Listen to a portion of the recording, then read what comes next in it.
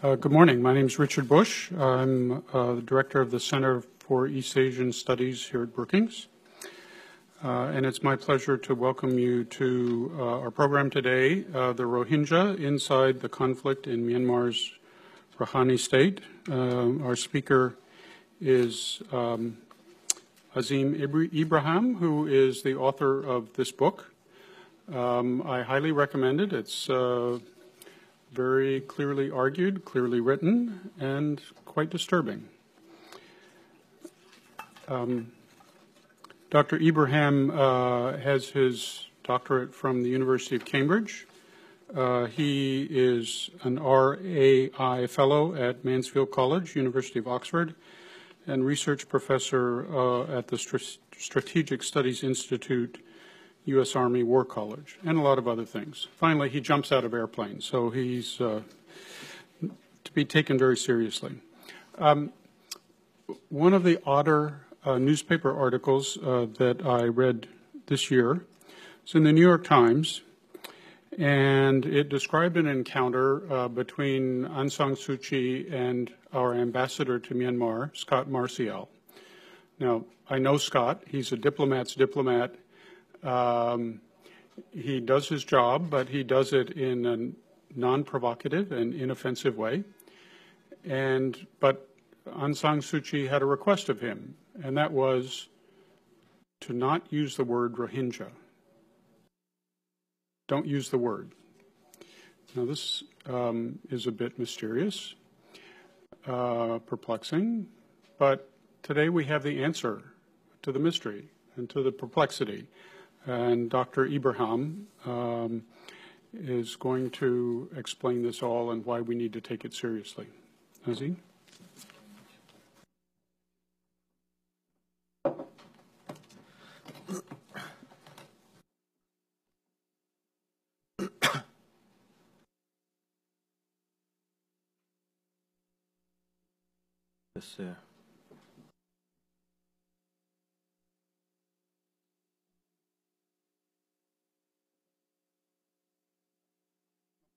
Okay.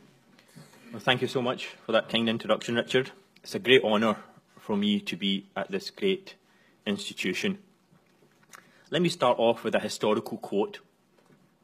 Naturally, the common people don't want war, but it is the leaders of that country who determine policy, and it's quite a simple matter to take the people along with you. All you have to do is tell them that they are being attacked, and it works the same in every country. Now, a sophisticated audience like this, you'll know that quote is from Field Marshal Hermann Göring, Hitler's Vice-Chancellor. Now, today these words may seem like the echoes of a bygone era, an era that was marked by persecution and genocide. And we instinctively feel that this is something that we have left behind. But how would we react to this kind of barbarism today? Now imagine we started hearing reports of a mid-sized European country where there's tensions between the majority Christian population and a minority that lives within its borders. And just like the Jews of the 1930s, this minority is different. They look different. They have a different religion. They even speak a different language. And the initial reports start off with discrimination.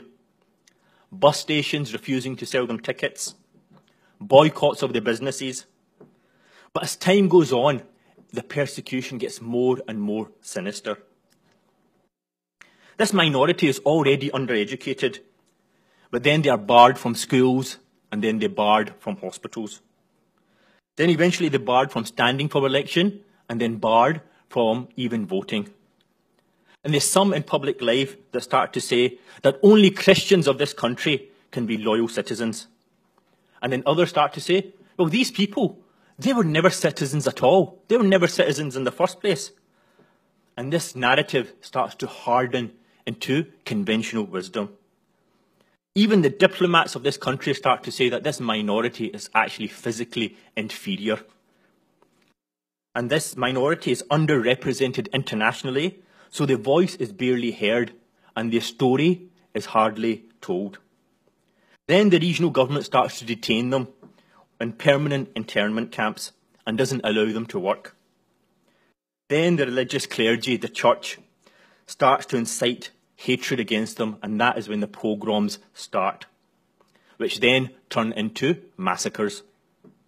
Now imagine this country has an autocratic military government, and there's hope, and that hope rests in a great democratic leader.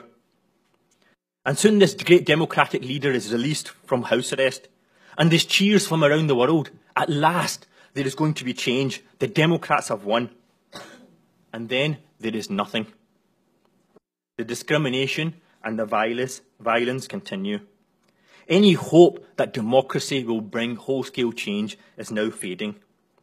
Now, if this was a European country, we would shake our heads, we would lobby our representatives, journalists would write shocking reports, they would ask tough questions, there would be petitions, protests in Parliament, in Congress, at the UN and elsewhere. But this is happening today, and there's hardly any criticism, there's hardly any red lines. It's happening not in Europe, it's happening to the Rohingya in Myanmar. Now let me just step back and tell you how I got involved in all of this. I first heard of the Rohingya many years ago. And when I tried to find out more about them, I realised that there was a paucity of information about them. I knew that they were a persecuted people living in a remote part of the world. And compared to other groups, they received very little attention in the media and from human rights groups and agencies. And when I went there and visited the region and went to the camps, I realised why. The Rohingya really are the lowest of the low of many of the persecuted groups that you can see. There is nobody of Rohingya origin working in Silicon Valley who can say, I will put $5 million of my money into a public awareness campaign. There's nobody of Rohingya origin working for the CNN or BBC that can say, look, I'm going to make this my pet project to raise awareness for the people. These people literally are the lowest of the low that you'll ever come across. They can't advocate for themselves in Myanmar, let alone internationally. So soon I realised that if I wanted to read anything of substance about them, anything authoritative, I'll probably have to write it myself. So I wrote a number of op-eds in various publications trying to raise awareness of the issue. And then I made a trip. I even wrote this memo that went to parliamentarians in the UK and to the European Parliament trying to highlight the persecution that's going on. I then made a trip out to the region. My first trip was to Bangladesh, to the camps in Bangladesh, where there's hundreds of thousands of Rohingya. And this is from the actual camps. And you can see the conditions that these people stay in are quite horrific and rudimentary. I took testimonials from people like this, from Fatima, whose husband was killed. He got a gash on his knee from a machete and died with an infection whilst running away. And people like Zubeda, who hasn't seen her 3 children for years. I also went to Myanmar itself and visited the Rohingya villages that have been completely emptied. This was a Rohingya village that's now been completely emptied, and inhabitants interned in internal displacement camps. And to get into these villages, and then to get into the camps, you have to be smuggled. So this was my guide smuggling me into the camps. It cost about $200. And the camps itself, the conditions, as you can see, and that's the kind of conditions that people have to live in. And when it rains all the time. You're literally knee-high in human sewage and garbage. And there's no escape from the rain. This was my guide that smuggled me into the camps. And there's police patrolling the camps to make sure nobody gets out. And these are sites of mass graves. Like this one here, for example, when one house was burned down and all 9 members of one family were burned alive, the authorities literally piled them all into the back of a pickup truck and dropped them off at the camp into a pile, and the villagers in the camp buried them in this mass grave. So I did this research. I put together this book over the last 2.5 years, and I now believe that sooner or later we will wake up to a situation similar to the scale of Rwanda in '94. Now, some say that the word genocide is very far-fetched, but I want to take the next few minutes to try to explain to you of what I've learned and the real risk that these people are facing. But before we do that, we have to take a step back and look at where all of this animosity actually came from. So Myanmar is a country of 51 million people in Southeast Asia. It's sandwiched between China, Laos, Thailand and Bangladesh. The trading links with India brought Islam to the region. Buddhism arrived about 800 AD, and much of the history is multi-confessional, with Buddhists, Hindus, Muslims all living side by side. Today it's about 80% Buddhist, 8% Christian and 4% Muslim. Now the Rohingya are an ethnic group that are about 1 million in the Rakhine district, which is in the northwest. And some historians say that their roots go back to 3000 BC. In Myanmar, they're the largest minority. They look different, they have darker skin, and they live today as they have always lived, principally as fishermen and farmers. Now, one of the main accusations, despite the fact that these people have such strong roots in the region, is that these people aren't actually from Burma. They're not actually from Myanmar. For example, this is a newspaper cutting that the government does not recognise the term Rohingya, that it's a manufactured term. So one of the things I wanted to do with this book is to explore this idea that why, this term not recognised. And so during my research for the book, I dug up some ancient historical documents, principally from the Indian National Archive in New Delhi. And this is one, for example, from 1799. One early explorer, Francis Buchanan, who referred to the Rohingya living in Arakan, in the Arakan state. 12 years later, the classical journal, so you see here the term Rohingya, from 1799. 12 years later, the classical journal refers to the Rohingya as well. That's 1811. In 1815, the German Compendium of Languages also talks of the Rohingya as a distinct ethnic group. But the most interesting document I came across is this one here. In 1824, the British colonised what was at that time Burma, and referred to the whole region as Rohang, and the inhabitants were referred to as Rohingya, Rohingya, or Rohingya. In 1825, the British commissioned this one individual, Charles Patton, to undertake a survey of that whole region. And this is the original document which I dug up from New Delhi.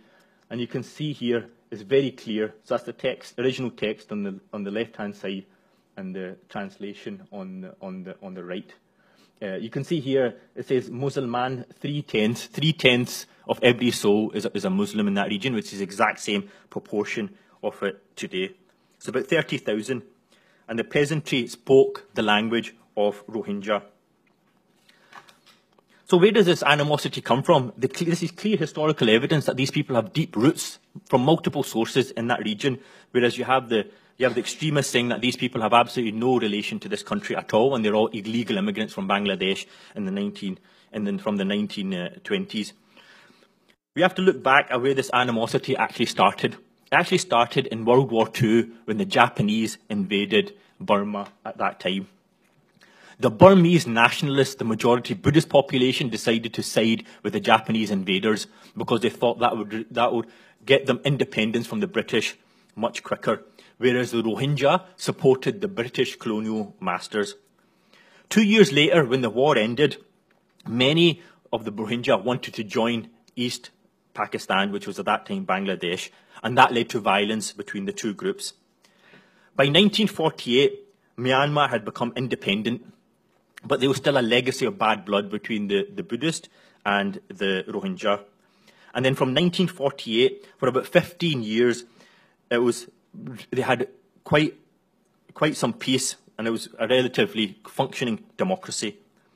But the tipping point, the change really came in 1962, when General Ne Win organised a military coup, and the country became an autocratic military dictatorship up until the 21st century. And since then, the anti-Rohingya sentiment has become very ugly. In 1974, the regime wrote a constitution describing the Rohingya as foreigners.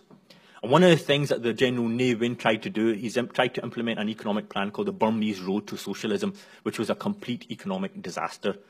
And he did what almost all military dictators do, what all dictators do, is that when things don't go well, you start blaming somebody else, you start blaming the enemy within, and the Rohingya were the target of choice, because they look different and they speak a different language. So he did essentially, he started to become very similar to what many Middle Eastern leaders do. When things start going wrong, they start to don the cloak of religiosity, just like Saddam did after the first Gulf War. They changed the flag and they put Islamic terminology in it. They start becoming more religious, and this is what they did. He essentially started to fund monasteries, started to become much more Buddhist, and started to equate Buddhist identity with being Burmese.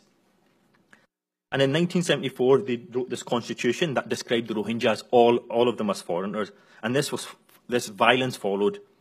And many tried to leave during that time, and that created a huge refugee crisis. But then the main difficulty came in 1982 with the new citizenship law of Burma, which essentially said that there have been no Rohingya in the entire history of Burma. And this regime continuously repeated this lie until now it is widely believed. By 1988, 6 years later, there was a popular revolt which forced Ne Win, the general, to stand down. But his regime stayed intact, stayed in power. And it became even more ethnocentric. And they began to say that only Buddhists can be loyal citizens of this country. And this created this deadly cocktail of historical grievances and officially sanctioned religious, ethnic discrimination proved murderous for the Rohingya. By the 1990s, the generals allowed a general election, which they lost, so they ignored the results. And by 91 to 92, there was more military attacks, with 250,000 Rohingya fleeing to Bangladesh and Malaysia. By 2012, that was a more sustained period of violence. And the last year elections, which we all seen on our TV screens, the generals competed as politicians. And the elections were seriously flawed. It was still a step in the right direction, but they were seriously flawed because the military still controls a quarter of all the seats in Parliament. There was inaccurate voting lists, and 5% of the population, including 1 million Rohingya, weren't allowed to vote. And the military today controls the most powerful ministries, the Interior Ministry and the Defence Ministry, and they have an ability to dissolve Parliament whenever they want. But nevertheless, the elections brought Aung San Suu Kyi to power, and this heralded a new dawn, a new change. But for the Rohingya, it changed nothing. One Rohingya member of Parliament, former member of Parliament, who was essentially forbidden to stand again, told me, "If people are in hell, Rohingya are at the bottom of hell. Myanmar government made policy by using race, religion, nationality, and almost all Myanmar ethnic have hatred against Rohingya and hatred against Islam, and accusing collectively these people are illegal immigrants." The most sustained period of violence was 2012-2013, and this is when it really did reach very high levels of killing of the Rohingya. And this is a story of untold brutality. In spring 2012, one Rakhine woman was raped and murdered, and the Rohingya were blamed for this. So the extremist Buddhists stopped a bus and killed 10 random Rohingya on the bus. Weeks afterwards, the entire region descended into violence. Human Rights Watch reported mobs, arson and murder. And soon, local security forces also joined in the attacks.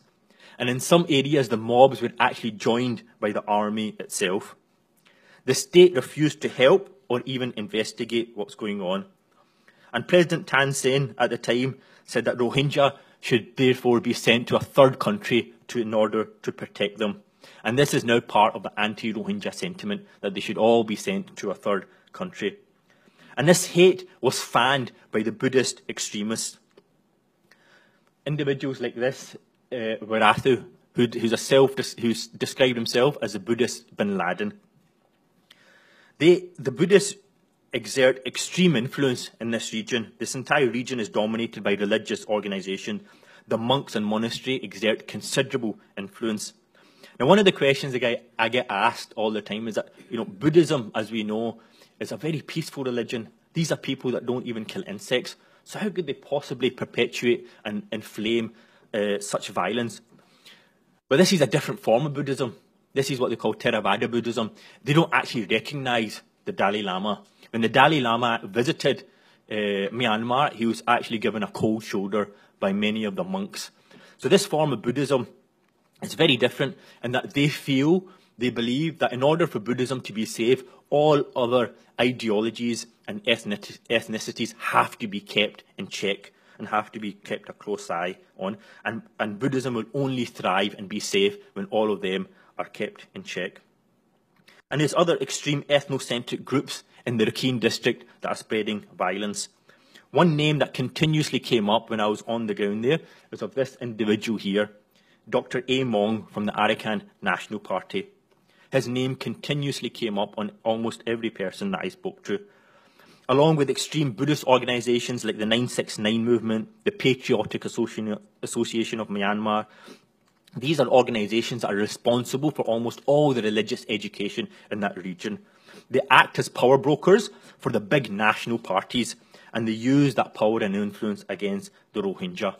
So the main national parties like Aung San Suu Kyi's parties, for example, has almost no traction in the Rakhine district. This small region is dominated just by local parties. So for them to try to make some sort of headway in that region, they have to make deals with the local kind of parties. I even heard of a case of one charity which wanted to undertake cleft lip surgeries for children in that region, but you have to get permission from the monasteries. And when the charity told them that, look, we're going to treat everybody equally, the monasteries refused. They said, if you treat the Rohingya, we don't want our children treated either. So there's a campaign to ensure that the Rohingya don't have access to healthcare, education or travel. And if they want access to such facilities, they have to convert to Buddhism. And these extreme Buddhists are continuously distributing pamphlets to stop trading with the Rohingya, an echo of the Nazi race laws. It's quite obvious. So in October 2012, there's a new wave of violence which was much more organised and systematic. Houses and local community centres were burnt, and in one day there was a coordinated attack in 5 districts when even Buddhists were killed. One of the worst incidents was in the village of Yanti, which is this one here, and one of the survivors told me that local police told us to go back to village and took sticks from our hands. Told us, don't do anything, we will protect you, so we trusted them. But broke that promise. Arakanese beat and killed us very easily. Some survivors say that the police opened fire on them. Amongst the dead were 28 children, 13 of them were under 5 years old, hacked to death. And in some places, the police prevented the violence, and in other places, the police actually participated in the violence. So since that time, in April 2014, the UN Special Rapporteur to the Secretary General said that there has been no improvement in the human rights situation, and there is a lack of clear action at the state and national level to address the widespread discrimination and human rights violation. No state official has ever been held to account, and Aung San Suu Kyi's party, the NLD, has been silent, and the result has been another refugee crisis. And since then, the violence has occasionally flared up, like in the village of Dukiradan, where 4,000 Rohingya have been killed, raped, arrested, or are simply missing. And the media attention has been very sparse as well. The regime revokes the NGO access to any NGOs which speak out, and this violence had left many Rohingya in refugee camps with no education, healthcare, or precarious work. And there's evidence that the regime has decided to make these IDP camps permanent. They've even organised a census, and if you refuse to participate in that census, you're either detained or you're deported. But the catch is, if you register, you have to declare that you're a Bengali and not Rohingya, therefore renouncing your own citizenship, meaning that you can actually be deported. Today, there's 140,000 of them in camps like this, with no official documentation and restrictions on travel and restrictions on family size. Hospitals refuse to treat them, and if you try to flee The only way you can do so is through rickety boats like this, through people smugglers, who then sell them to the slave trade in Thailand, in the prawn industry. In the first 6 months of 2015, 31,000 Rohingya fled in such conditions. The UNHCR estimates that between October 2012 and April 2013, 13,000 arrived in Malaysia and 6,000 arrived in Thailand. Thai officials have been known to be complicit, collecting Rohingya from traffickers and transporting them to the camps to be sold. One individual told me, "They told me I was going to work in a pineapple factory, but when I saw the fishing boats, I realised I'd been sold. I was so depressed, I wanted to die." There have been moves to help them. The Indonesian Navy, for example, agreed to help the boats that are stuck in troubled waters. Myanmar did try to stop the border, to stop the boats from leaving because so many of them were sinking. But neither action gets to the root of the problem, which is the discrimination and the denial of citizenship. Muhammad Yunus, the Nobel laureate, who kindly wrote the introduction to my book, said, "Rejection of citizenship, denial of freedom of movement, eviction campaigns, violence against women, forced labour, expulsion from their lands and property have made the Rohingya the most persecuted minority in the world. And these words have been echoed by the United Nations." So finally, what can actually be done? First of all, this isn't a problem without a solution. The demands are very clear. You have to shut down the camps and allow the Rohingya to return home. Outsiders have to stand up to the regime. But above all, these are people that are citizens of Myanmar and have to be treated accordingly.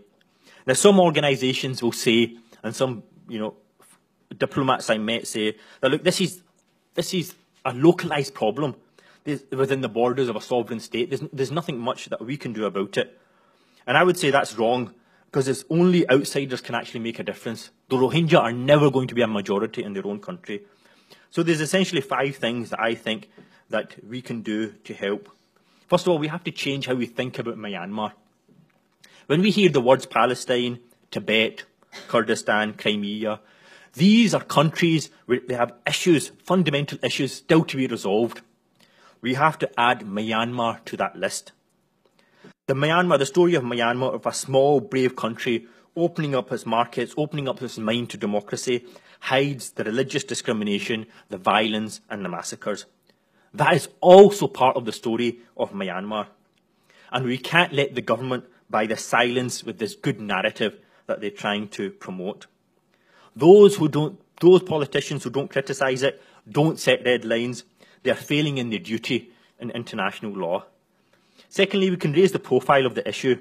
Some UN agencies and NGOs are monitoring the situation, but the internal affairs of this small country, little-known country, hardly captures the global imagination, global attention. Even the crisis in 2015, when they were all stuck on the boats, which became headline news, even that was portrayed as a Southeast Asian migration crisis, and the cause of the crisis was barely mentioned. And this is what's needed to change. We have to put the plight of the Rohingya on the map. Journalists have to write articles about this. Photographers and newspapers must try to put this on the front page, and documentaries must explain the situation. Campaigners have to take the story to campuses, streets and parliament. When a minority group like the Rohingya are hated so much, sometimes the only thing that's preventing mass killing is international opinion. An organisation like, for example, Queen Mary University State Crime Initiative have said that the Rohingya are now at the final stages of genocide. This is an academic paper, and this is the same as Yale University's study. They said that what the Rohingya are experiencing is technically a genocide. And this issue has received some attention. Former Prime Minister David Cameron and President Obama made some short mention of the issues in speeches. The Dalai Lama, the Pope, the UN Secretary General also mentioned it, but it's still a long way to go. Another thing we could do is have petition politicians in Myanmar directly, because the central demand is very simple. The Rohingya were born in Myanmar, They live in Myanmar and they have a right to citizenship in Myanmar. And we have to call upon the government of Myanmar to grant it. Myanmar is, after all, a UN member. Citizenship is a right, is not a privilege. And the UN Convention on Citizenship is very clear that no state can render stateless people that have been born within its territory. In the short term, it's unlikely that a foreign state or international body is going to force Myanmar to change its position, but that is certainly not a reason not to start, and the pressure has to be maintained. In the first year of election, Aung San Suu Kyi, when she became leader, when she's pressed upon the situation of the Rohingya, she gives boilerplate responses, which is simply not appropriate way to talk about massacres that are happening in your country. Even worse, is when she is talking to a home audience, she simply does not challenge the extremist narrative that the Rohingya are all foreigners. She does not even use the word Rohingya and refers to them as Bengalis, meaning that they can all essentially be deported. Francis Buchanan from 1799 will be totally baffled by this position.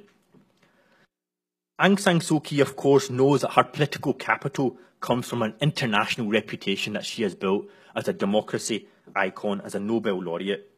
And the task of campaigners is to try to persuade her to change her position and ensure her evasiveness carries a political price. Another thing we could do is ask our leaders and diplomats and the government to give the backing to the ASEAN initiative. The Asian Association has traditionally never got involved in the internal affairs of a member country, but the Rohingya issue was so serious that it abandoned its policy and demanded that Rohingya be given full rights. ASEAN parliamentarians have put the issue of the Rohingya as a permanent item on their agenda. Malaysia, Indonesia and others know that this repression of the Rohingya has created a refugee crisis which they simply cannot manage. And as long as the international community stays silent, this nod of approval, these refugees will continue to flow. This cartoon, for example, shows what the situation was like in 2015 when the Rohingya were all stuck out in boats, which nobody wanted. And the ASEAN demand is very simple. They want internal observers to be placed in Myanmar. And that sends a very powerful message to the next mob that wants to instigate violence, that the eyes and ears of the world are upon you. And it's a powerful way to challenge some of the rumours and to send a strong message that your era of impunity is over. Another thing we could do is to move direct.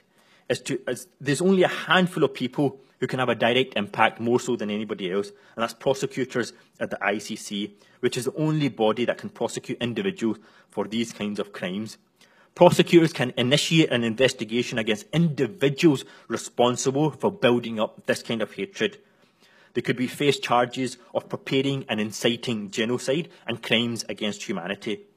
The threat of legal action, just the threat, sends a very powerful statement that you are not immune from prosecution, and it's a wider lesson to the local Rakhine parties that domestic national politics is not going to protect you from accountability.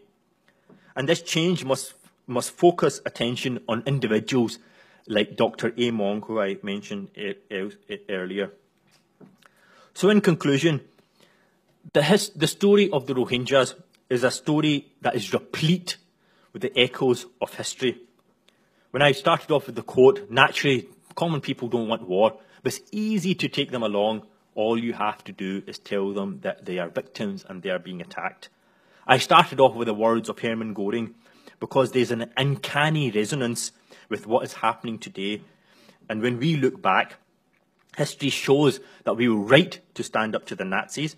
And it's obvious that we should have stood up in Rwanda in '94. But history shows that we now know enough about genocides and how they happen. They don't happen in a vacuum. It takes years and years to build up that kind of hatred. So we know also how to prevent them.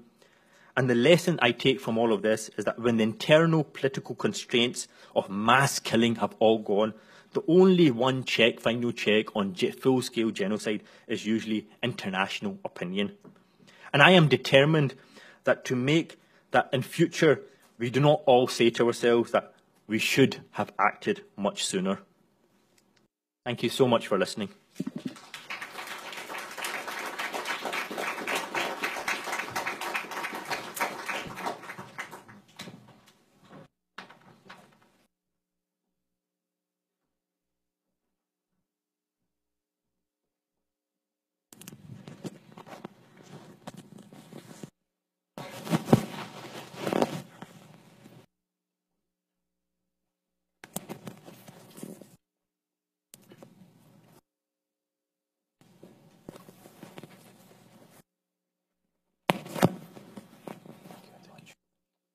Thank you, Azeem, for that very powerful statement. I have a couple of questions, more of background and context, and then we'll open it up. First of all, you explain in your book, and I'd like you to explain for the audience, the way in which the Rohingya issue is, in a way, a legacy of the way the British drew borders. Yeah. See, it was very interesting for me because when I was digging up some of the archival documents that the British had from the National Archives in New Delhi, there's a number of things that struck me. First of all, the most important thing that struck me, which really came as a real surprise, is how organised the British were when it came to colonising some of these countries. It was absolutely astonishing. You know, back in the 18th century, this entire region was just a jungle, and they sent, you know, expert civil servants down there to figure out exactly what the makeup of this region is. You know, who's actually living there, who are the clan chiefs, who are the tribes, and what is their lineage and where do they come from before they actually sent in the colonisers. You know, and that really explains why they were so effective that over a quarter of the world came under British rule. The Brits were extremely effective in you know, colonising a lot of these unknown kind of regions. One of the things with the British is that they were very expert, and when they moved into these regions, they usually put a minority population, gave them the reins of power.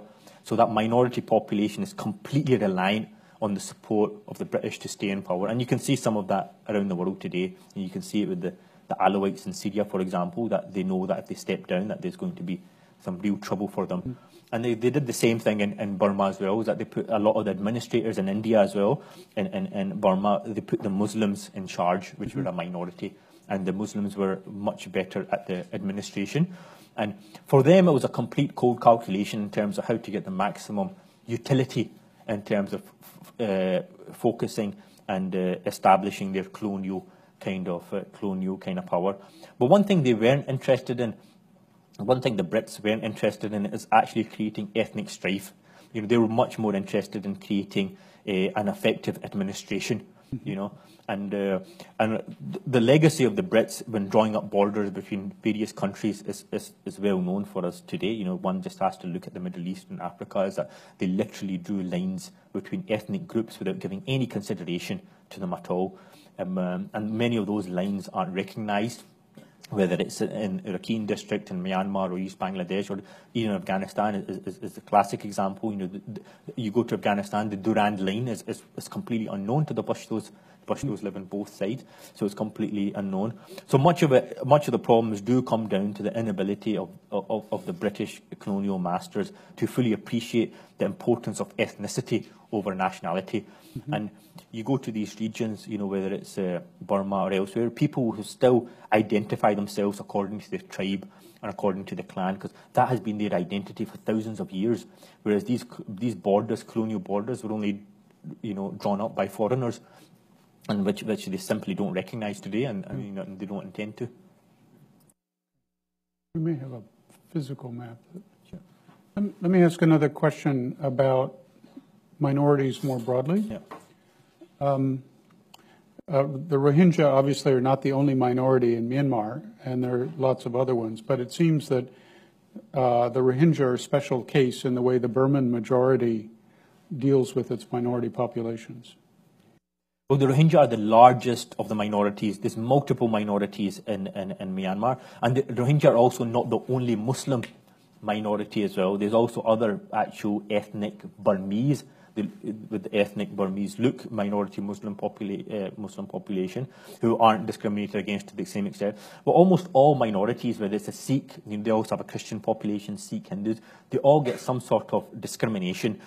The fundamental problem with the Rohingya is that they are from the Rakhine district. And the Rakhine district is essentially the poorest district in Myanmar itself. And so it's already backward, it's already underdeveloped. So in a situation like this, and they're looked down upon by the rest of the Burmese. So they're already in a situation, the Rakhines in general, that they're being discriminated against. So in a situation like that, it's very easy to say, well, look, the roots of your problem are not because of you being in Rakhine. It's basically these foreigners that look different that are the roots of all your problems. So it's very easy to discriminate against them because they look different. They're already from an impoverished region, and you can easily make them target of choice, which is what's happened. Yeah. Okay, so let's open it up. We'll have a mic, so wait for the mic, identify yourself, and pose your question. Who'd like to go first? Here, right here. Hi, my name's Louis Gounden. I'm a high school student here, a junior at the School for Ethics and Global Leadership. And you talked about how many Rohingyans are refugees fleeing persecution. And given that the persecution is unlikely to end soon in the next couple of years, I was wondering if you could give us a window into the minds of many of these refugees. What is their goal? Do they want to return? Do they want to leave Myanmar and never return? Is there a country that they're specifically trying to get to? And what's the makeup of these? Are they more young men or are they families? Thank you. Great question. Thank you very much. When I was in Myanmar, actually, I was offered the opportunity to join one of the boats to actually see the routes that the traffickers were using. But when I seen the boat, I clearly declined. That boat was not going to get very far. It was just complete junk. But that is the situation of the Rohingya, that so many are leaving on a large scale. You've seen the photo that I put up. They're literally crammed in. And many of the Rohingya that I spoke to, including in Bangladesh and Malaysia, they all want to go back to their country, when the situation improves, which is unlikely to happen in the foreseeable future. The majority of them, they're actually a make-up. There's many families, there's many females, there's many males, and all of them face a very, very difficult future because countries like Malaysia, Bangladesh, Thailand, and so on simply do not have the infrastructure or the desire to support them in any way. So, as I mentioned in my presentation, they're literally sold into the slave trade. And then the entirety of the Thai prawn trade is almost run on the back of the Rohingya slaves. They're literally kept as slaves in the boats. With a lot of the females, they're literally sold into prostitution and sold as domestic slaves. And you see that very widespread in Thailand and Malaysia. And in terms of the numbers, there's no precise number because the actual number of Rohingya is estimated between 1.4 to 2 million. And because they're not even recognised as being citizens, there's no way of actually determining how many they are. But in the camps itself, the camps I visited, there's about 140,000 of them. And almost everyone I came across wanted to leave one way or another. And it was just a question of trying to pay the traffickers to try to help them to leave that situation. Has UNHCR tried to get access to Rohingya in order to screen them for refugee status? As far as I'm aware, when I was there, the UNHCR was only the ones that actually made it to abroad. So the ones that actually made it to Malaysia, some of them were given refugee status through an extensive process, and then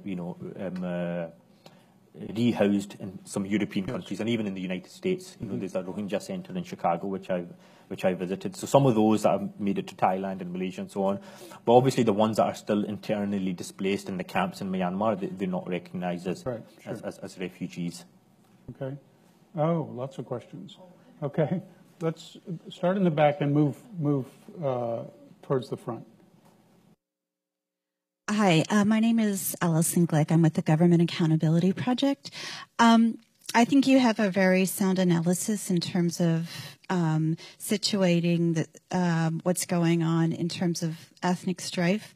But I was surprised that you didn't talk about the role of the Sittwe Deep Sea Port and how clearing out the Rohingya basically gave access to the interests who were wanting to build that port for oil and gas and other mineral exploitation.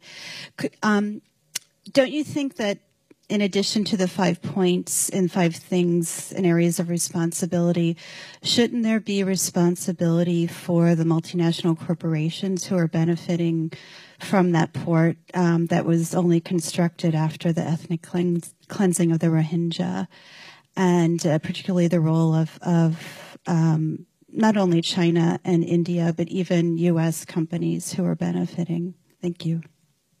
Thank you so much, Alison. Another great question. You're absolutely right. Some of the villages I visited completely cleansed.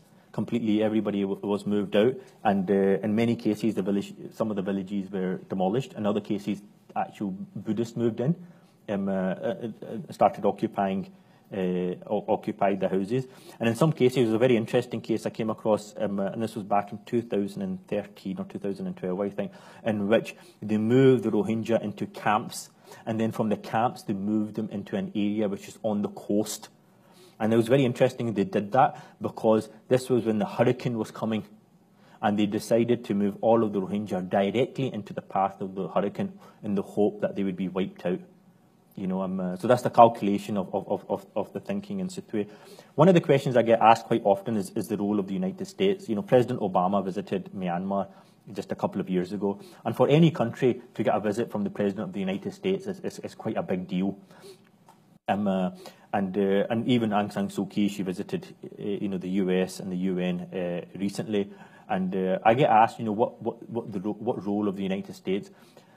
See, the narrative of Aung San Suu Kyi is a very attractive one, and this is what I have found, speaking on this topic on the radio and TV. It's a very attractive narrative. Now you have a lady here who's the daughter of one of the founding generals of Myanmar, who's one of the great leaders of Myanmar. She was placed under house arrest for decades by this brutal military dictatorship, and now she's out of prison. Yeah, she's a Nobel laureate, Oxford educated, very beautiful, very articulate. Now she's opening up her country to democracy, human rights, becoming an internationalist, an international icon. Now, people don't want that narrative to be contaminated when you start mentioning things like the Rohingya. People like to have their stories very, very clean. They like to have their fairy tales, essentially. And you start mentioning the Rohingya and the persecution, the massacres, and she's not doing anything about it. She's silent, and people just don't like that at all. And in terms of the role of the United States, I'd say the US is focusing on much larger geopolitical machinations. Myanmar, even when it was a military dictatorship, was a very closed society. They were extremely suspicious of foreigners. And as it opens up, one thing that the US is quite concerned about is that it comes in the sphere of influence of China. Chinese are the biggest investors in Myanmar by far.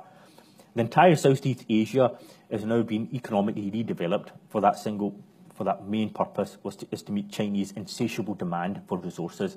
Now you go to Pakistan, as I have, you see the highways and the bridges and the ports that they're building, and it's all just to meet Chinese demand, and exactly the same thing in Myanmar as well. So there's a much larger geopolitical story here, and there's much larger economic interests as well. And then you start mentioning the Rohingya, with this small minority that's been persecuted and so on. People just don't want to hear that at all. They just don't want first of all, the narrative to be contaminated, and certainly they don't want the larger geopolitical interests to be diluted in any shape or form.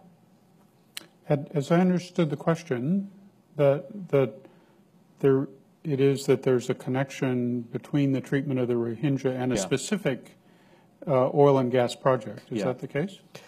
I've heard of that oil and gas project. I couldn't find too much information about it if it's directly related, and so I can't make that claim that is directly related to the evacuation of the Rohingya from that particular region. Yeah, so I couldn't find any direct correlation, but I am aware that that there's considerable investment pouring in from China in that region. Okay, a question there on the aisle. Hi, my name is Tanya Bernath. I'm an independent consultant, but I worked in Myanmar with the Rohingya, with Médecins Sans Frontières in 2013. And I had a couple questions for you. I wondered if you had a chance to speak with any of the Rakhine people, not necessarily the leaders, but the like just the local population, you know, and do you see working with them as part of the solution also? That's one of my questions. Also, in 2013 and after the 2012 violence, you know, Human Rights Watch, I think they had so many reports, public reports. The UN had a lot of public reports, and it didn't feel like it had an impact. And organizations, as you mentioned in your talk, you know, organizations like Médecins Sans Frontières and others were, you know, always, I guess, planned to speak out more, but were afraid to because they felt that they would get kicked out. And I just wondered, from your perspective, do you think it's worth for organizations that are working there, because they actually have a lot of credibility because they're working there, and which is different from like Human Rights Watch, which comes in for a short period, does research and leaves, and then you can challenge some of their findings and so forth. Do you think it's worth the organizations working there to gather evidence and speak out and risk the chance of being kicked out and then not being able to support the Rohingya that are there? So those are my two questions. Thanks. Excellent. In terms of the local Rakhine's, I didn't speak to many of them when I was there, simply because, like, as I mentioned, I had to be smuggled into the camps. You know, the government wouldn't give me a journalist visa to actually do so, so I couldn't jeopardize my own position to do so. But I did speak to a number of journalists there that were quite embedded. And one of the interesting things I found when I was in the capital, I spoke to a couple of Western journalists who are actually based there for some quite prominent publications. When I asked them, I said, look, what is the local people's attitude, you know, whether it's in Rakhine or whether it's elsewhere, about what's happening to Rohingya? And they told me essentially that, look, the local people have no idea what's going on. You know, they hear about some of the situations that are going on, but they, you know, especially in the capital, they don't have really much of an idea in terms of the level of persecution that's going on. All they hear is about foreigners coming into the country and, you know, are basically trying to create chaos, and they get kicked out. But they don't know, because information is so tightly controlled, or simply they don't care. You know, they don't have much interest in that topic. In terms of your second question about these agencies, I think that's a decision the agencies will have to make themselves. You know, some of them are doing great work on the ground, and they would have to essentially give that up if they started to speak out against against the regime and against the atrocities that are going on. So they would probably have to make that decision themselves. What I find distasteful sometimes is that when agencies and organizations really, and diplomats and politicians who really don't have a stake in Myanmar, refuse to speak out. They refuse to speak out because of much larger kind of interest, or because, you know, as I mentioned, they don't want this narrative to be contaminated. You know, and this is particularly true in the UK, which is a long history of Myanmar. You know, Aung San Suu Kyi, she was at Oxford, and she was actually in the same class as many cabinet ministers from Margaret Thatcher's government. So she knows them personally, and they advocated for her for decades, and they don't want to hear about any of this stuff. You know, I gave a presentation at Oxford, and she's a graduate from Oxford. She received her honorary doctorate from Oxford. You know, she's a huge icon. There's buildings named after her. And one of the trustees of Oxford University came to my presentation, and he said I had no idea about any of this stuff at all. You know, that was going on. So it's stuff that they don't know about, and the stuff that they don't. A lot of them don't want to hear about either. Question here. Hi, I'm Priyanka Vakil, and I'm a research associate at the Public International Law and Policy Group. And my question is regarding the Panglong conference that just happened, I think, about a month ago, and how former Secretary General Kofi Annan began the commission, specifically in the Rakhine state. And I wanted to hear your thoughts about it, because I guess this is one of the first visible ways that the international community has come in to create a commission to talk about the issues happening in the Rakhine State, and also the fact that it happened simultaneously during the Panglong Conference, where the Rohingya were not involved or included for obvious reasons. So what are your thoughts about it, especially since the composition seems to be started by a lot of international actors who, again, may not know, and I know one of the criticisms was that they're not super aware of what's happening in Myanmar. So thank you. Excellent. Thank you so much. In terms of the Padonga Conference, the Rohingya weren't included in that. So this was a convention that was brought together by the new government of Myanmar to end the long-running civil war between multiple factions in the country. The Rohingya weren't included in that, actually, because they are not a violent group. Yeah, so this conference, the Padonga Conference, was specifically for groups that are involved in violence, that have been waging a civil war against the regime for decades. And some of them are quite embedded kind of groups. So they weren't included in that. Apart from that, it wasn't the international community, it was actually Aung San Suu Kyi who commissioned Kofi Annan to come in to the Rakhine district and give his recommendations in terms of how to solve the problem. So I've been in touch with Kofi Annan's office to try to give them my analysis of the situation in terms of some of the confidence building measures that they should be able to undertake. I think this is a great initiative. I think it should be welcomed. Any sort of initiative of this sort should really be welcomed. The only issue I have is that essentially that Kofi Annan, he's been instructed very clearly not to mention any human rights violations, first of all. Secondly, his commission will only make recommendations. It has no power to actually enforce anything. It's not an official commission. It's only been instigated by Aung San Suu Kyi herself, so it's at her discretion. And thirdly, the cynic in me will say that, well, look, one of the things that came about this commission is that straight after this commission, literally about a week, Aung San Suu Kyi made a trip to the United States, and almost all the sanctions against Myanmar were lifted, which essentially gives the US no leverage at all to force the government to improve its human rights situation or any other, to enforce more irreversible democratic kind of policies. So this could be interpreted, and not that I'm interpreting it, but it could be interpreted as a cynical maneuver by Aung San Suu Kyi to demonstrate to the US administration and to demonstrate to the world that, look, we're doing what we can. But despite that, as the New York Times mentioned, she refuses to use the word Rohingya. Even when she's pressed upon it, she refuses to physically use that word Rohingya. She referred to them as Bengalis. And even in this commission, which she instigated, she refers to them as Muslims from Rakhine and not as Rohingya, because it's such a loaded term, which I think it's quite unhelpful. When you're denying an ethnic group's identity on such a large platform, I think that's quite unhelpful. You still have a question?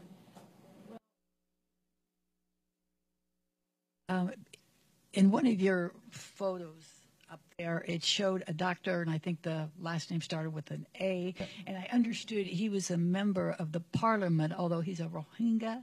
How in the world did he ever make that trajectory through education to become a member of the parliament? And then I understand you say they came from Bengali, which is part of India. Was that part of the cutting up of the British Empire that pushed them out? And when you talk about them, they want them to go to another country. Do they mean go back to India? Okay, the individual that I showed the picture of is actually not a Rohingya. That's Dr. A. Mong, and he's a leader of the Arakan National Party in the Rakhine district. So he was one of the individuals that's instigating the violence, whose name came up constantly. Yeah, so he's one of the individuals. They were Rohingya members of parliament who were part of the previously they were part of the government, part of the government that was in power. Yeah, but they've all been, since 2010, they've all been barred from standing, and a lot of them have actually sought asylum in Canada and elsewhere. So they're essentially not recognised as citizens. So there's absolutely no way that they could stand for parliament again. The educational level, the Rohingya, it really is extremely poor. Some of the camps that I visited, only about 3% of the children are in education, 3%. The rest are just wandering around in the camps. And the ones that are in schools, these schools have been built by NGOs from the UN and from Norway and Sweden and so on. the situation is literally that the 4th grade students teach the 3rd grade students, the 3rd grade students teach the 2nd grade students, and that's how they operate. There's literally almost nobody amongst them with a college level education. There was one lady I remember who had a college level education which was killed, and it was such huge news because she was like the only one amongst hundreds who had actually been to college. You know, so they really are, as I mentioned, the lowest of the low. You know, there's hardly any amongst them that are educated, and there's hardly any amongst them that are have any professional kind of training in any capacity. So they're completely unable to advocate for themselves. A couple of points of historical clarification. Bengal was part of British India. Bengal was part of independent India until 1971. There was a war with, no, it wasn't part of. It was part of. Bengal part of Pakistan. It was East Pakistan. East Pakistan, yeah. Sorry for 71. that. And then in 1971, it split off as a separate country, Bangladesh. But the way the British drew the boundary between the Burma part of British India and the India part of British India sort of put the Rakhine state, or what became the Rakhine state, with Burma, yeah, rather than with the Bengali part of British India. Did I get that right? Yeah. The important thing to remember, irrespective of the borders, irrespective of the countries or how the British drew the map, is that these people have been there in that region for thousands of years. Yeah, and one of the things I tried to provide in my book is cast iron proof, you know, that at least it goes back to 1799. Now, most ethnicities will never have that kind of documentation to prove that they're from that region, but I've tried to provide multiple sources, you know, to show that these people have actually been in that particular region, irrespective of what you may call it, you know, whether it's rightly part of Bangladesh, part of Rakhine, part of Burma, part of the Kingdom of Myanmar, irrespective of that, is that region, they have been there, and they have a right to be there. Okay. So let's go to the gentleman on the aisle, and then back to the... Hi, sir. Thank you for your talk. My name is Crawford. I'm an intern at the U.S. ASEAN Business Council. One other explanation I've heard for... Could you hold the mic a little bit closer to your mouth, please? One other explanation I've heard for the general lack of silence is that Aung San Suu Kyi is relatively uncertain about how much control she has over the country at this point. The military still has sufficient power. And if you've constructed this narrative where the military has, you know, built up this hatred and, you know, increasing information about what the direness of the situation could disturb the military and could, you know, reignite political conflict in the country. I think that's been mentioned. Some things I've heard as a reason why she wants to, you know, proceed slowly. Do you buy that? And if so, could you comment on if there were to be greater awareness about this? Do you think the general populace would swing towards Aung San Suu Kyi, would swing towards the military, or how do you think the populace would play a role in that conversation? Thank you. Excellent question. You know, it's one of the things I've heard from a number of people is that, look, Aung San Suu Kyi, her power is so fragile. There's just simply nothing that she can do at this particular stage. And as I made it clear in my presentation, the military still have, even though there's been elections, you know, they still have considerable power. They're essentially running the show. You know, they control the most powerful ministries. They have the ability to dissolve parliament whenever they want. You know, they're essentially calling the shots. And if Aung San Suu Kyi steps out of line, then, you know, essentially her power will be diluted quite considerably. And I understand that. I'm a realist as well. However, as a Nobel laureate, you know, as an international peace icon, when there is genocide and massacres going on in your country, and you're completely silent, or you try to brush over it, or if you say, well, look, both sides are to blame, that is the moral equivalent to me of saying, look, both sides in the Holocaust were to blame, both the Jews and the Nazis, or in apartheid South Africa, or both sides were to blame for what happened. That to me is moral bankruptcy, and it's simply not good enough for you to be in that position, irrespective of whether whether it will dilute your power or not. And that's my interpretation. Okay, woman on the back row. Hi, my name's Catherine Southwick. I'm an independent researcher, and I've done some work on the Rohingya. I'm sorry I missed the presentation because I was delayed, and I apologize. But I just wanted to know if you could speak a little bit more about the impact of the label of genocide on the discourse and the politics in how in the international setting, but also domestically. I've been somewhat surprised and disappointed that I have not seen UN agencies that have a mandate to look into these questions, like the Special Representative on Genocide or the Responsibility to Protect, to really say anything about this situation. And given that a number of academic institutions have been doing extensive studies finding strong evidence of genocide in this case, it's striking to me that it's not penetrating or seems to be having much impact. Thanks. The term genocide has two different interpretations. There's an academic definition and there's a legal definition. So most of the academic institutions and experts who have looked at this issue have termed it a genocide. I mentioned some of them in my presentation: Yale University, Queen Mary University, a number of other academics and institutions. A number of professors I interviewed for my book. Almost half a dozen of them, experts in international law, very prominent individuals. They all basically said this meets the classic definition of a genocide.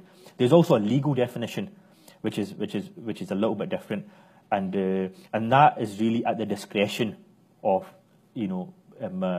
member states at the UN. For example, Rwanda wasn't classified as a genocide because what that means is it automatically triggers the Security Council to take a particular course of action, which at that time the US simply didn't want to do in 1994. So Rwanda was never classified as an actual genocide. I described the situation in the Rohingya are facing as a slow motion genocide. But let me just read out to you very, very quickly the definition that Queen Mary University put it. They basically said there's 5 stages to a genocide. Genocides do not happen in a vacuum. It doesn't happen overnight. We think, oh, we woke up to Rwanda was happening overnight. It takes decades upon decades for the dehumanization process to occur. It takes decades upon decades to do that, for the animosity to build up, and then it's usually a trigger that has it. So the first stage is usually stigmatization of the entire population. So in the case of the Rohingyas, when they're denied their citizenship, they're completely stigmatized. Second stage is harassment. Discrimination in jobs, and the boycotts of their businesses, religious persecution. Then it's isolation. Isolation when they're herded off to camps and then they're completely cut off from the rest of society. The fourth stage is systematic weakening. They have all their identities removed. They're given, white cards that they have to show at all time. They can't travel, they can't move, they can't have children, they can't get married without a license, and they can't vote, they can't do anything essentially. And the fifth stage is usually mass annihilation. Now, I believe the situation and what's happening in Myanmar has completed almost all 5 of the stages, and what's happening now is a slow motion genocide that's going on, and that's the description I give in my book. But I also believe that it only take a trigger, a small trigger now, for it to descend into a mass killing, to large-scale massacres. We've seen a taste of those in 2012 and 2013, but to have it on a much larger scale, I think it really is just going to take a trigger to do that. Okay, right here. Hi, my name is Kate Flicker, and I'm also a high school student at the School for Ethics and Global Leadership. I was just wondering, in terms of pursuing legal action for the Rohingya under the ICC, Myanmar is actually not a signatory country under the ICC, and although certain exceptions do exist regarding the jurisdiction, it would be extremely difficult to pursue a legal case. But my question is, even if there was a legal case that was pursued under the ICC or perhaps the ICJ, how would that benefit the Rohingya in the end?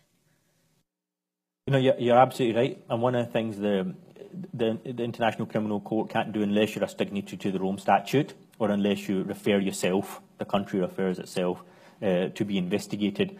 In terms of what the ICC can do, and I actually spoke to one of my friends who works at the ICC, is that they can initiate an investigation without actually taking the necessary legal action against the individual. They can initiate an investigation, and I think that would be a very positive course of action, simply because the government of Myanmar actually reacts very well to pressure.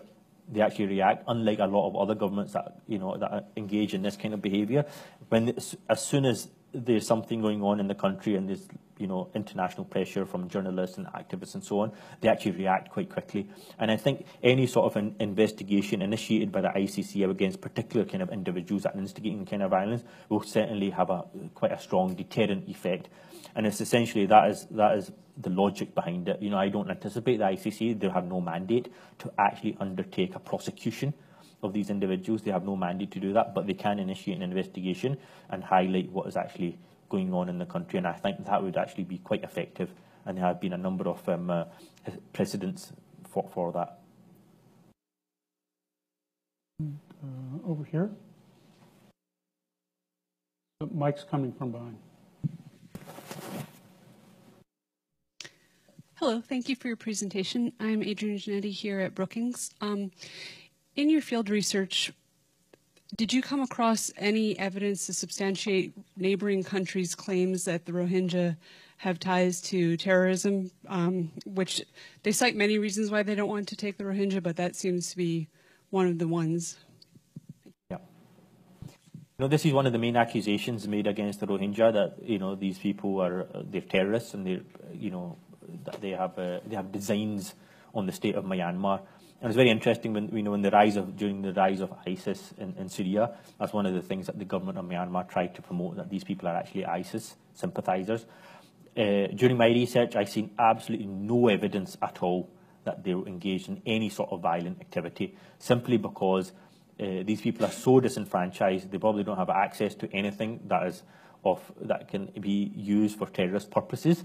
And I think they also know that they will be, they'll essentially be wiped out. If they started engaging in a violent campaign, then that will give the government of Myanmar, the military regime, the exact justification that they need to initiate a much larger and more brutal, repressive clampdown. During my visit to the camps in Bangladesh, I did hear, and I only heard it from one source, I did hear that there were some extremist groups that were trying to penetrate the camps in Bangladesh. There was one group from Kashmir, from Pakistan, called Lashkar-e-Taiba. And I heard, and once again it's not confirmed, that they were trying to penetrate some of the camps to try to encourage the Rohingya to get involved in some sort of armed struggle.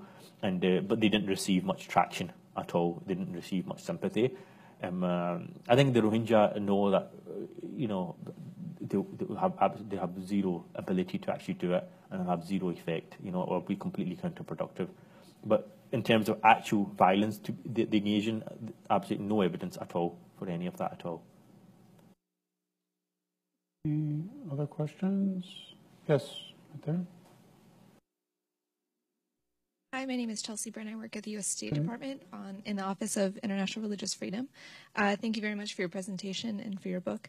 I had two questions about, depending on when your research was conducted, this may or may not have come up, but if you could speak about conversations you had related to the citizenship verification process, the pilot program under USDP, and what's currently going on.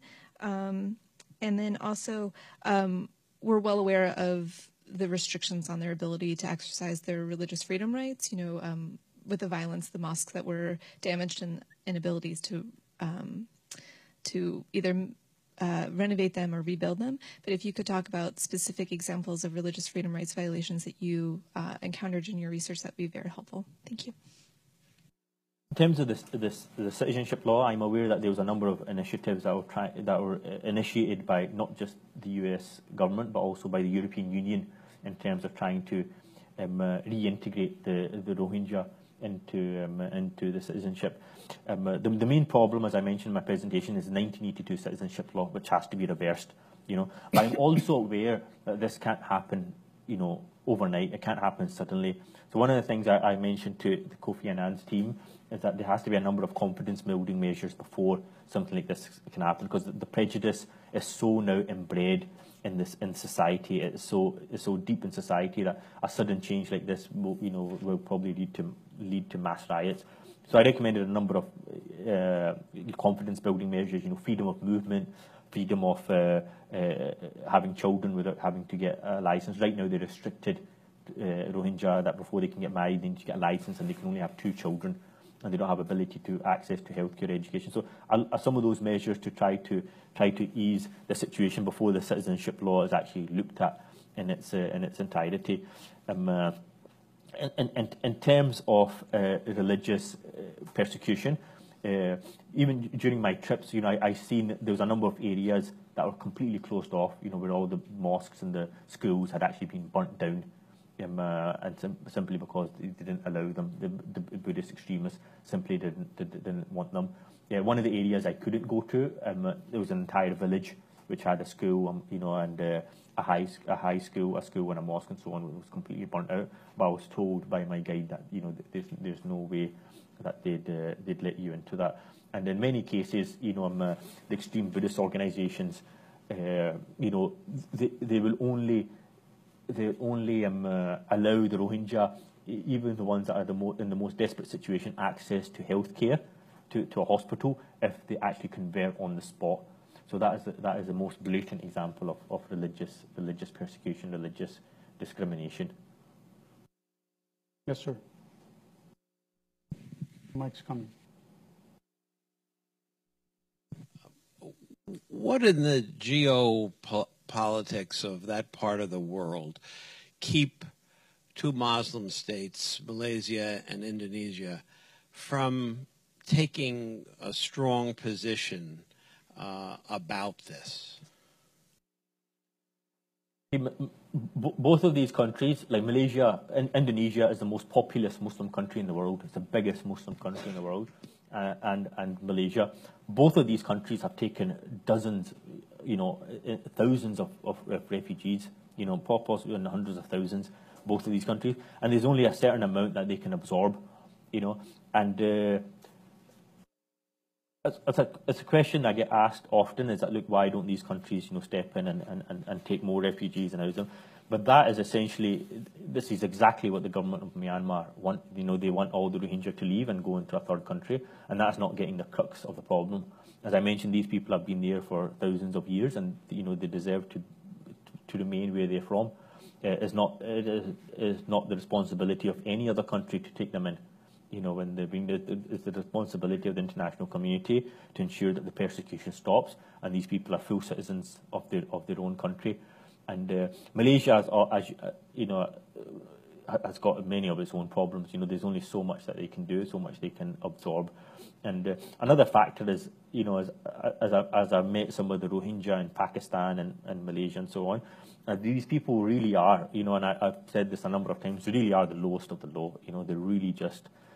There's literally very little interest in their well-being, the kind of jobs that they have and the kind of ghettos that they create wherever they go. They really have absolutely nothing. So there's not much interest in them.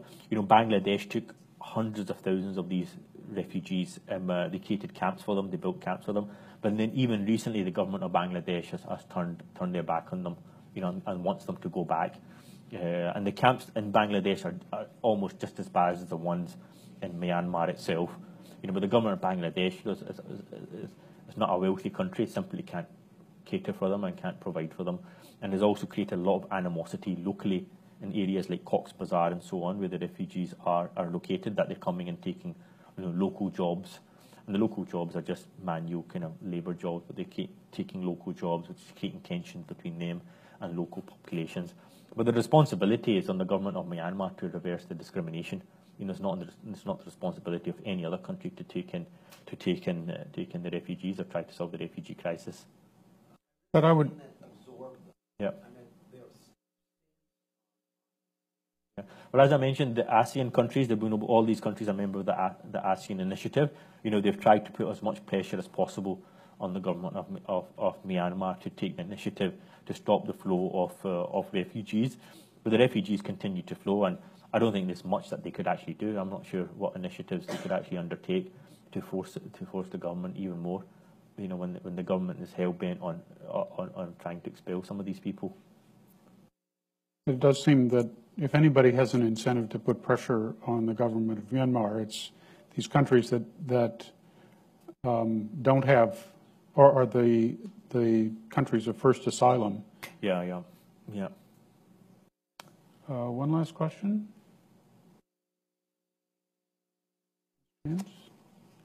Okay, in the back. Just to end on a more positive trajectory, what do you think is the way forward in terms of where effective advocacy for the Rohingya could go?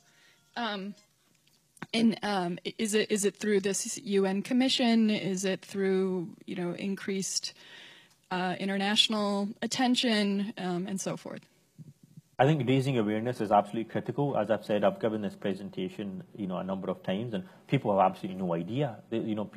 Prominent people have told me I had absolutely no idea about the Rohingya. I never heard the word, and I had no idea this was going on. So a key factor is raising awareness. Is absolutely critical, and it's also critical to put pressure on the government of Myanmar. And they do react to pressure. They react actually quite effectively to pressure, unlike many other governments around the globe. And unfortunately, the US has lifted all sanctions on Myanmar, so it has very little leverage in terms of trying to force the government of Myanmar to reverse some of its discriminatory policies. But I think the critical thing is just to try to raise awareness as best as you can.